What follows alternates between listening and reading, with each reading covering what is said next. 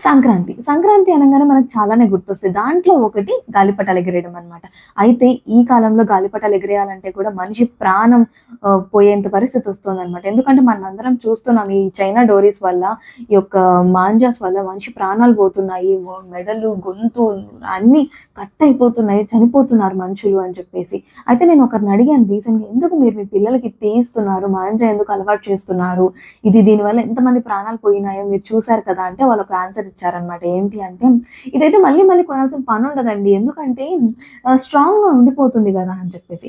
మీరు మళ్ళీ మళ్ళీ కొనాల్సిన పని లేదు అనే ఉద్దేశంతో మీరు కొంటున్నారా? రేపొద్దున అదే దాంతో ఏమన్నా అయ్యి ఒక మనిషి ప్రాణం పోతే దాన్ని మళ్ళీ తిరిగి తీసుకురాగలుగుతారా? లేదు కదా!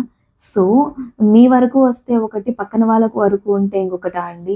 మనిషి ప్రాణం ఏదైనా విలువైందే. ఒక ప్రాణం వెనుక ఒక కుటుంబమే ఉంటుంది.